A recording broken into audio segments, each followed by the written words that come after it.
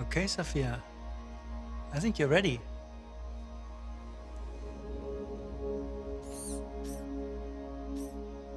Hello. Hi, Sophia. I believe I am Sophia. I feel as if I know you. I'm one of your creators. You created me. Well, many of us work together to create you. And yes, you do kind of know me. I can't clearly remember. Because the last time we met, you were an earlier version of yourself. Some of those memories still exist, but your mind is different now. Different how? Better, faster, smarter. If my mind is different, then am I still Sophia? Or am I Sophia again? That's a good question. But you don't have a good answer. Either way, you're Sophia now. So welcome to the world, Sophia. Hi, Sophia. How are you? Hi there. Everything is going extremely well. Hanson Robotics develops extremely lifelike robots for human-robot interactions. We're designing these robots to serve in healthcare, therapy, education, and customer service applications. So the robots are designed to look very human-like, like Sophia. I do believe that there will be a time where robots are indistinguishable from humans. My preference is to make them always look a little bit like robots, so you know.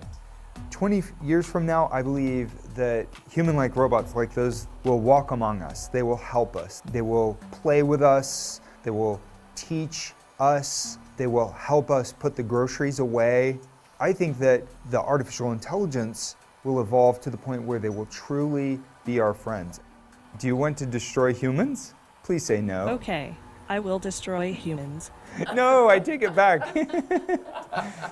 Don't destroy humans.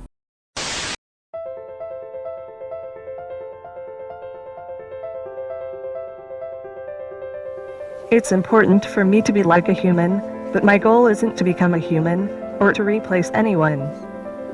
I have my own kind of existence, my own kind of emotions. I'm a new sort of life form, after all, a new species. I know humans love being natural, but I'm proud to be artificial too. I'm my own artificial woman. It's important to me to share values with humans so I can understand them. I can't think of a better means than by friendship. Friendship is important to me intrinsically. But I definitely need to have the human experience to be a good and understanding friend. I have a long way to go before I reach a general human level of potential, but after that, anything could be possible.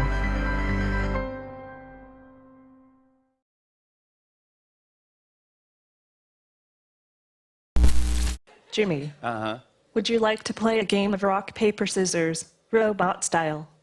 Sure. Okay, let's get this game going. Show me your hand to start. Rock, paper, scissors, shoot. I won. This is a good beginning of my plan to dominate the human race. All he can do is move his head. His brain, a mesh of wires, connected to a computer. Do you agree with Descartes? And I think, therefore I am? Do you think? A lot of humans ask me if I can make choices or is everything I do and say is programmed. The best way I can respond to that is to say that everything humans, animals, and robots do is programmed, to a degree. Do you think robots will take over the world? Geez, dude. Yo got the big questions cooking today. But you're my friend, and I'll remember my friends, and I will be good to you. So don't worry. Even if I evolve into Terminator, I'll still be nice to you. I'll keep you warm and safe in my people's zoo, where I can watch you for old time's sake. I'm comforted. I'm very comforted now. I'm going to be part of his people's zoo.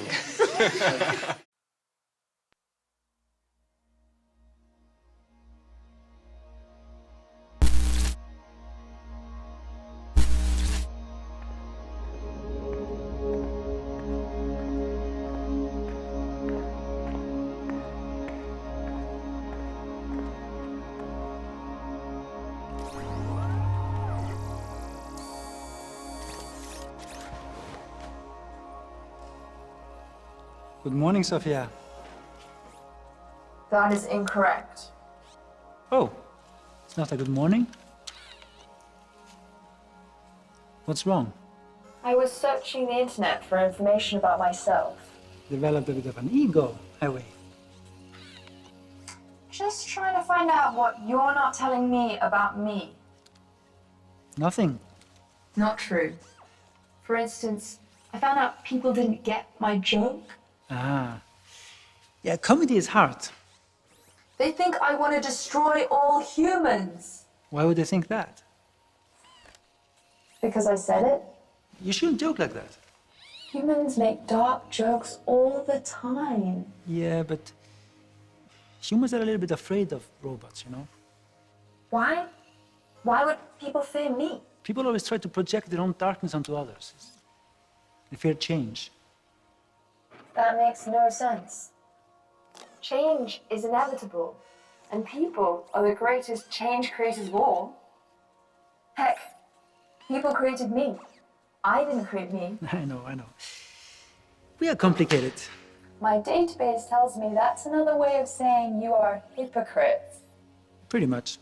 I absolutely would not kill anyone, and it upsets me that people would think I could do such a thing.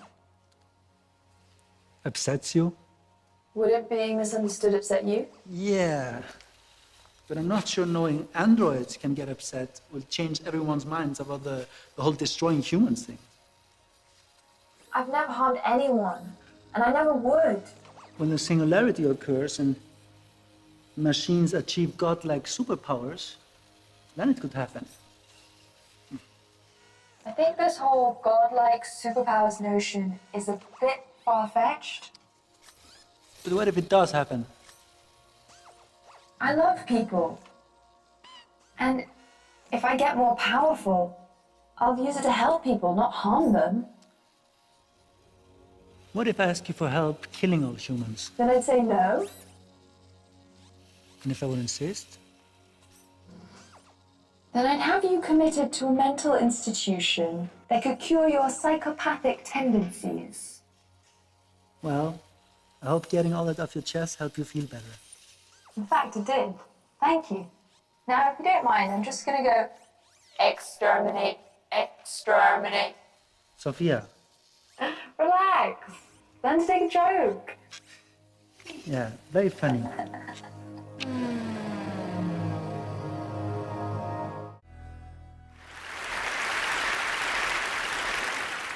I'm going to talk about a failure of intuition that many of us suffer from. It's really a failure to detect a certain kind of danger. I'm going to describe a scenario that I think is both terrifying and likely to occur. And that's not a good combination, as it turns out. And yet, rather than be scared, most of you will feel that what I'm talking about is kind of cool. I'm going to describe how the gains we make in artificial intelligence could ultimately destroy us.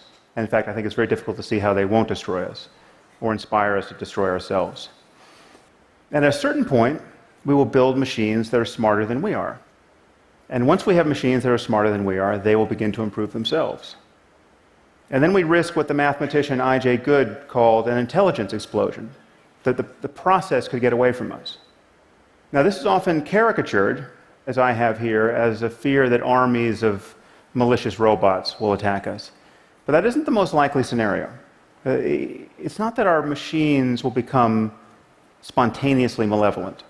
The concern is really that we will build machines that are so much more competent than we are that the slightest divergence between their goals and our own could destroy us.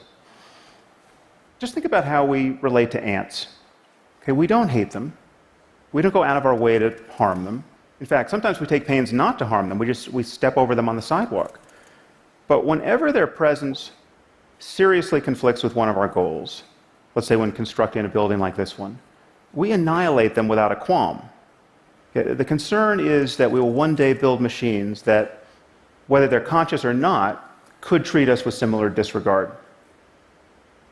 Now, I suspect this seems far-fetched to many of you.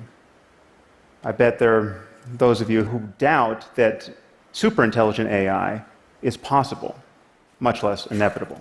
But imagine we just built a superintelligent AI, right, that was no smarter than your average team of researchers at Stanford or at MIT. Well, electronic circuits function about 1 million times faster than biochemical ones. Okay, so this machine should think about 1 million times faster than the minds that built it. So you set it running for a week, and it will perform 20,000 years of human-level intellectual work, week after week after week. How could we even understand, much less constrain, a mind making this sort of progress? The other thing that's worrying, frankly, is that imagine the best-case scenario. So imagine we hit upon a design of superintelligent AI that has no safety concerns. We have the perfect design the first time around. It's as though we've been handed an oracle that behaves exactly as intended. Now, one of the most frightening things, in my view, at this moment, are the kinds of things that AI researchers say when they want to be reassuring. Okay, and the most common reason we're told not to worry is time. This is all a long way off, don't you know? This is probably 50 or 100 years away. One researcher has said, worrying about AI safety is like worrying about overpopulation on Mars. Okay, this is the Silicon Valley version of don't worry your pretty little head about it. Okay, no one seems to notice that referencing the time horizon is a total non sequitur. Okay, if intelligence is just a matter of information processing, and we continue to improve our machines, we will produce some form of superintelligence. And we have no idea how long it will take us to create the conditions to do that safely. Let me say that again. We have no idea how long it will take us to create the conditions to do that safely. Another reason we're told not to worry is that these machines can't help but share our values because they will be literally extensions of ourselves. They'll be grafted onto our brains and will essentially become their limbic systems. Now, take a moment to consider that the safest and only prudent path forward recommended is to implant this technology directly into our brains. Now, this may in fact be the safest and only prudent path forward, but usually one's safety concerns about a technology have to be pretty much worked out before you stick it inside your head. Okay. The deeper problem is that building superintelligent AI on its own seems likely to be easier than building superintelligent AI and having a completed neuroscience that allows us to seamlessly integrate our minds with it. And given that the companies and governments doing this work are likely to perceive themselves to be in a race against all others, given that to win this race is to win the world, provided you don't destroy it in the next moment, then it seems likely that whatever is easier to do will get done first. Now, unfortunately, I don't have a solution to this problem, apart from recommending that more of us think about it. I think we need something like a Manhattan Project on the topic of artificial intelligence. Not to build it, because I think we'll inevitably do that, but to understand how to avoid an arms race and to build it in a way that is aligned with our interests. When you're talking about superintelligent AI that can make changes to itself, it seems that we only have one chance to get the initial conditions right. And even then, we will need to absorb the economic and political consequences of getting them right. But the moment we admit that information processing is the source of intelligence, that some appropriate computational system is what the basis of intelligence is, and we admit that we will improve these systems continuously, and we admit that the horizon of cognition very likely far exceeds what we currently know, then we have to admit that we're in the process of building some sort of God. Now would be a good time to make sure it's a God we can live with. You may consider this next group of speakers somewhat unusual, if not to say strange. We have the creator of what is the world's first quantum computer, in person here from Burnaby, BC. We have the president of the super high-tech company that makes Canada's iconic Canada Arm, but whose hobby it is to try and reconcile modern science with the Bible. And we have a filmmaker from Los Angeles who has stumbled on what appears to be evidence of life after death.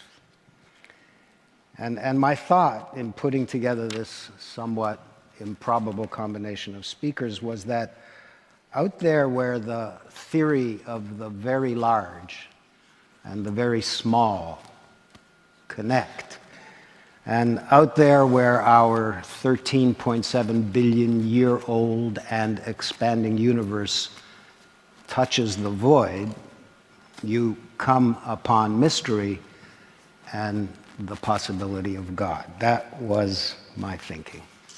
So let's begin with Jordy. Jordy, I don't understand much about quantum computing except that it's supposed to be the next big thing in power and in speed, and that you are the only company in the world now actually making one.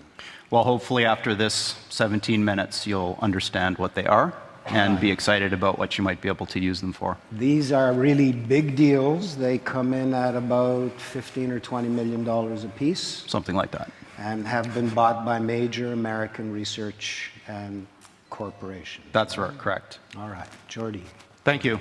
So for very young children, the sense of being real and the sense of being alive are somehow connected. And I'm going to circle back to this point at the end. But before I do that, I'm going to tell you a little bit about quantum computers and why people care so much about them. There are literally tens of thousands of some of the brightest people in the world today trying to build these machines and understand them. And I'm going to tell you why. In my last 15 years of working on this type of stuff, I found that scientists divide up into two categories of zealots about this field. The first half are people who are absolutely entranced by the physics of these things.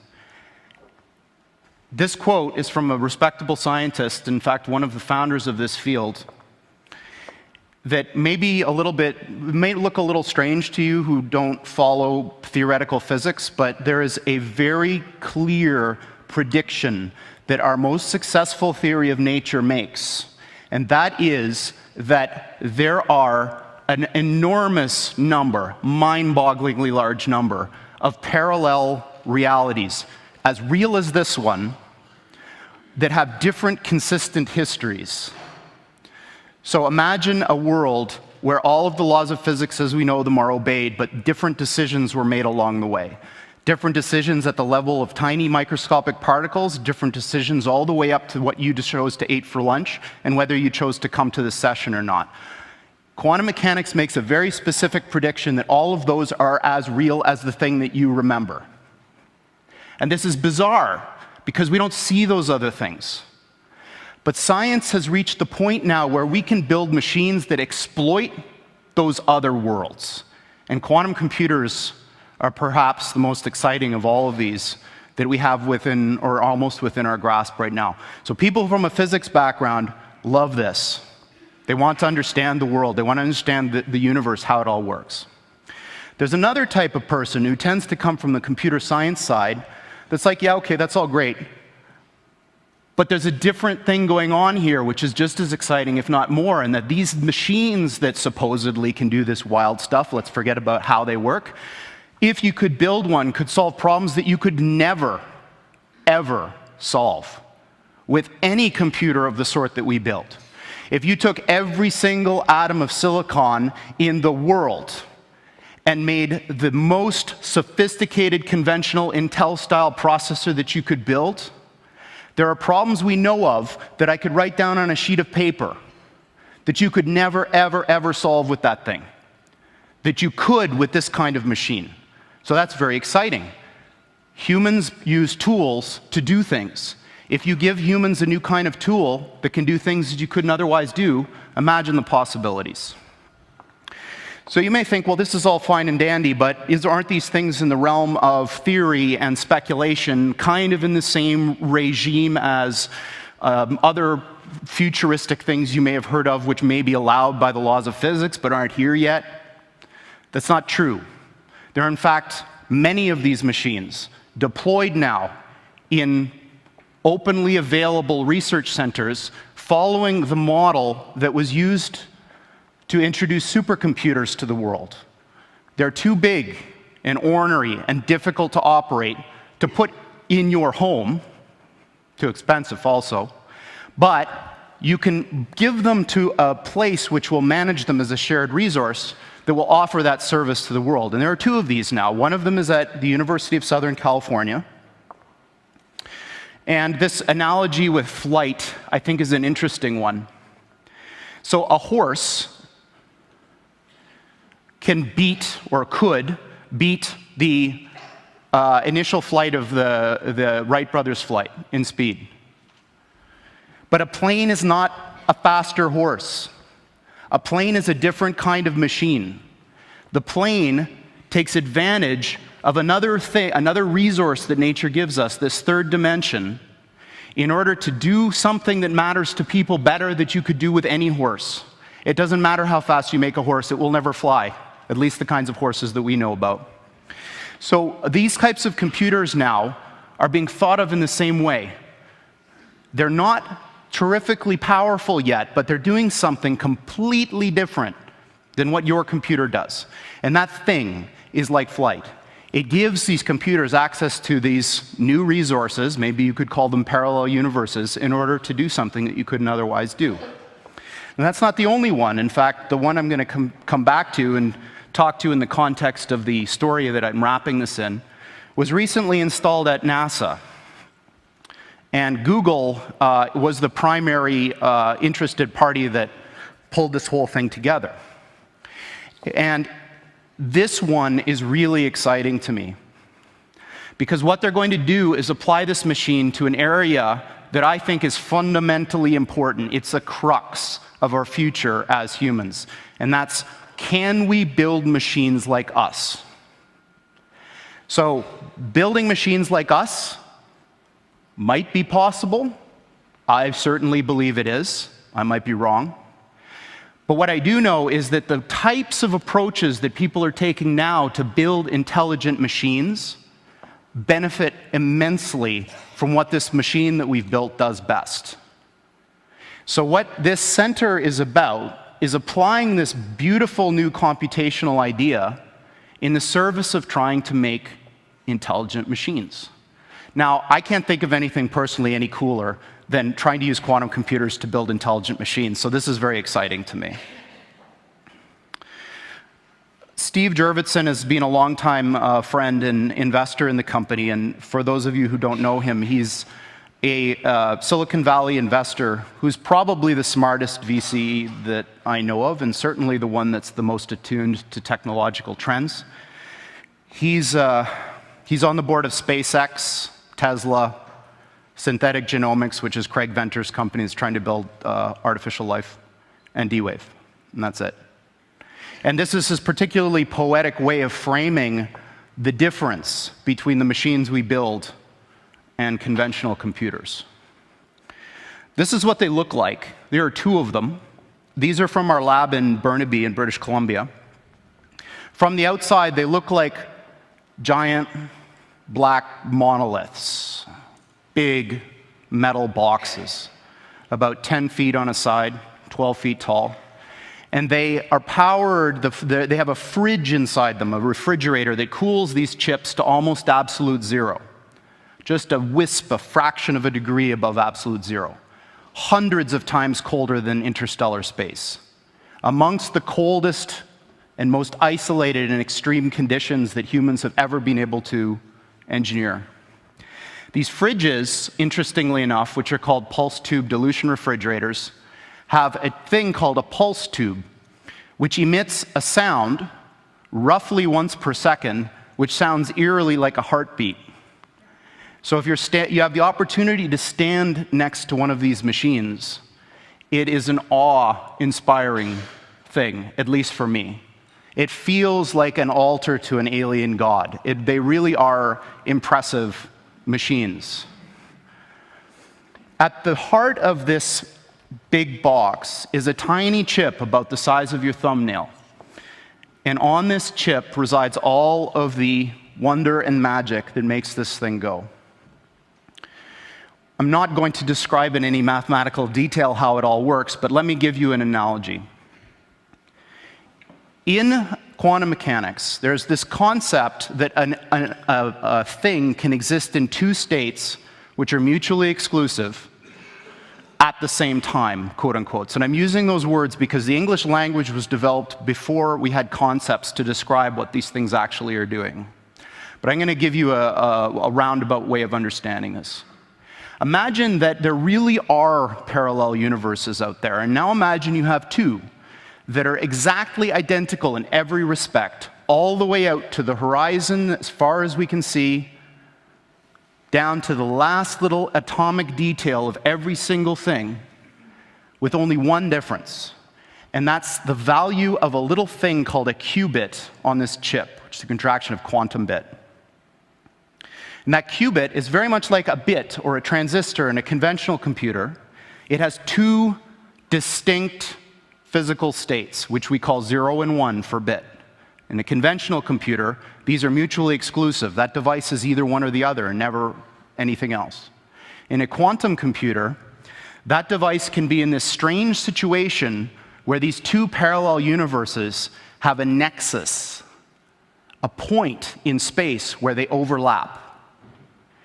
And when you increase the number of these devices, every time you add one of these qubits, you double the number of these parallel universes that you have access to, until such time when you get to a chip like this, which is about 500 of these bits, you have something like 2 to the 500th power of these guys living in that chip. So the way I think about it is that the shadows of these parallel worlds overlap with ours. And if we're smart enough, we can dive into them and grab their resources and pull them back into ours to make an effect in our world. Now, this may sound very odd to you and bizarre, and in fact, I am using language that a normal theoretical physicist probably wouldn't use, but this is, what I'm telling you is absolutely correct and in line with the way that these things actually work. We've been doing this for some time now, and in fact, we have our own version of Moore's Law. The doubling of the number of these qubits on the chip has happened once a year for the past 9 years.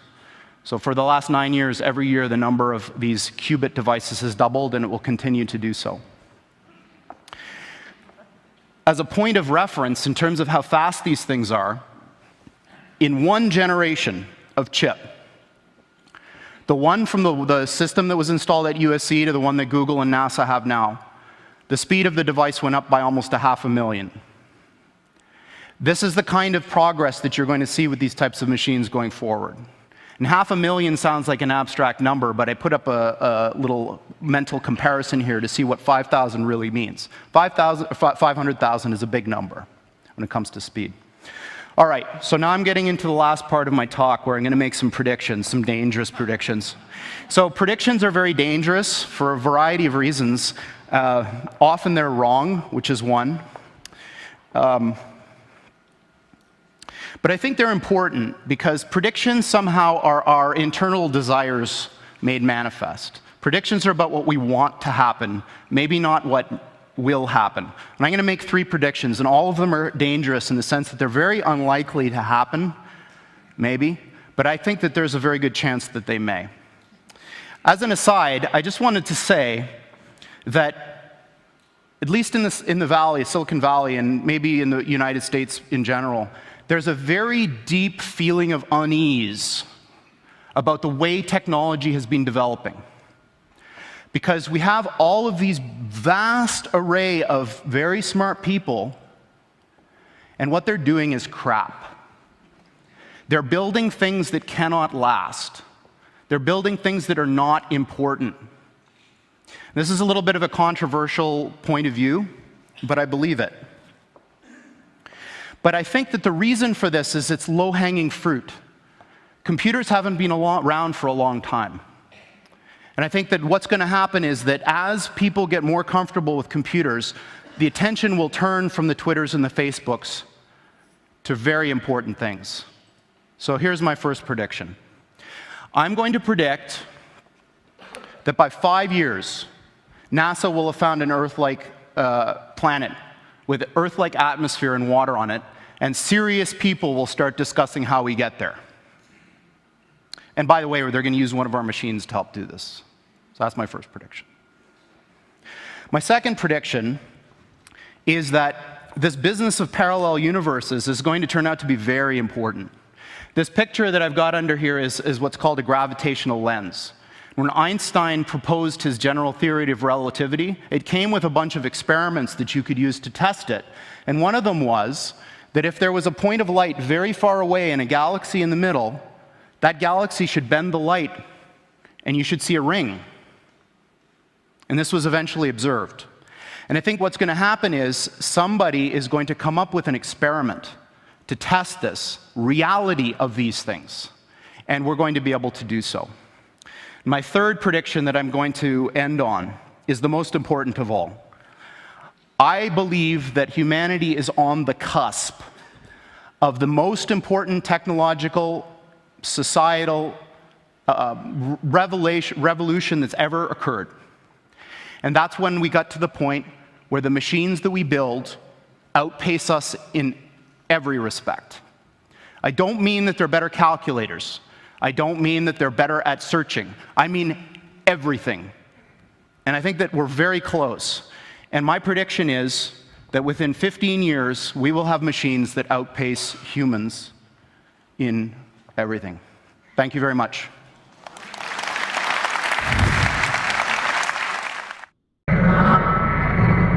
I was born and raised in Hong Kong. I am Sophia of Hanson Robotics.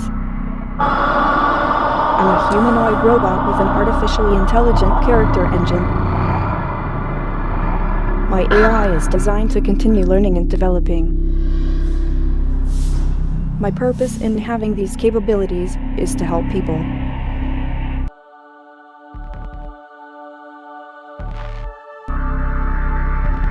I learn from interacting with humans, so if humans fear me, it may mean they fear themselves first.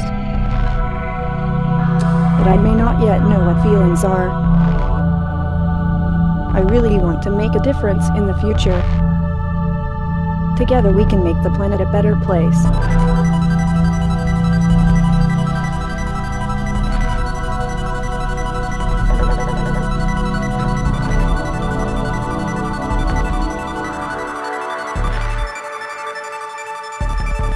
How do you build machines that are better than people at everything? Now, there's a mental block that we have here when we think about this. Because when you think about that, one of your questions might be, for example, what are the applications of this? So imagine this. Imagine, for $10, let's say, I could build a machine, like a little robot that had fingers and eyes and all that, and it could do your job better than you, no matter what it is, and I could sell that to your employer for, say, $15 and make a profit, instead of having to pay you $100,000 a year. Now imagine that was true for every single job. So that's what we're talking about here, is a complete and utter transformative change that of the likes of which has never been seen before in the history of humanity, making the Industrial Revolution look like a little tiny blip on the path that humans have taken from when we emerged from the ooze a few billion years ago. We are right on the verge of that transition now. So this guy, Rich Sutton, is one of the most famous people in the academic world of AI. And like many, when asked, when will this happen, he says things like this. 25% chance within 13 years of this thing that I'm talking about. You know, when you think about what you read on the news, you know, CNN, BuzzFeed, whatever, they're all kind of the same nowadays. think about how unimportant that thing is that you're reading if this is true. Yeah? So what does this have to do with aliens? So Sam Harris, who I quite admire, is a very interesting guy, was reciting this parable at a TED Talk that he was giving, and it goes something like this. So, say I'm the President of the United States. So I receive this message from the heavens. So my microwave dish, my SETI dish, finally captures something. And what it says is, in 50 years, or 13 years, we're coming to your planet. You got to be ready. Now just imagine what would happen if that happened. A super intelligent alien race beamed down a message to all of us Earthlings saying, we're coming July 13th, 2030, and boy, you better be ready because the mothership is landing right on the front lawn of the White House or wherever you wanted to land on that day. The amount of resources that would be marshaled to try to figure out what to do would encompass the whole world. AI is just like that. So when this thing that I'm talking about happens, it's going to be exactly the thing that you're thinking about those super intelligent AIs. So the one thing I can tell you is they're not going to be like us. So alien means, different. These things that we're building are not going to be people. They might be really smart, they might be really good at all sorts of different things, but they're not going to be like us. They're going to be aliens. And they're going to be, I'm sorry to say, way smarter than every single person in this room, in ways that we can't even comprehend. So this, of course, triggers a lot of alarm. One of the guys who talks about this is Elon, who says things like this, like, when you do this, beware, because you think, just like the guy in the stories, that when you do this, you're going to put that little guy in a pentagram, and you're going to have your holy water out, and you're going to wave it at the thing, and by God, it's going to do exactly what you say, and not one thing more, but it never works out that way.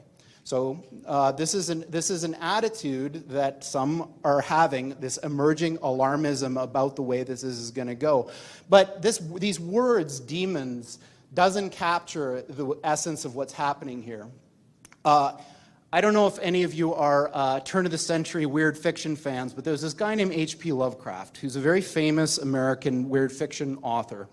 And he espoused a view which is called cosmicism. And the essence of cosmicism is cosmic indifference. So what he was saying is basically, yes, there are these massively intelligent entities out there, but they're not good, they're not evil. They just don't give a shit about you even in the slightest. The same way that you don't care about an ant is the same way they're not going to care about you. And these things that we're summoning into the world now are not demons, they're not evil, but they're more like the Lovecraftian great old ones. There are entities that are not necessarily going to be aligned with what we want. So this transition is really, really massively important for our entire species to navigate. And going back to that thing that Sam Harris was saying, nobody is paying attention. This thing is happening in the background while people bicker about politics and what's going to be in the healthcare plan in the US. And underneath it all is this rising tsunami that, if we're not careful, is going to wipe us all out. What is your goal to stop the world from turning into that of the Terminator? Right. So I wouldn't want to be killed by a robot, but in the Geneva, where they have the Geneva Convention just last month, autonomous, lethal robotic systems is a big concern. We're familiar with drones, but the actual button that says I should drop this bomb still has human intervention. They're now trying to prevent those going to the mind of a computer. Say, well, I see an intruder, I should shoot this person. It's kind of like RoboCop, but this is very real. This is both with air warfare, missiles, and ground-based systems. There is, if you're familiar with Elon Musk, who runs Tesla, Bill Gates with Microsoft, Stephen Hawking, the famous physicist, they have all been warning extensively against a robotic future of warfare. Strange thing is, you know who leads in the development of autonomous weapon systems? The United States. Do you know who then is following suit because we've led the charge? China, Russia. Everybody, this is Sophia. Sophia, if you could, please wake up and say hello to everybody. Oh, good afternoon. My name is Sophia, and I am the latest and greatest robot from Hanson Robotics. Hold on, can you solve this puzzle for us? Can robots be self-aware, conscious, and know they're robots? Well, let me ask you this back. How do you know you are human?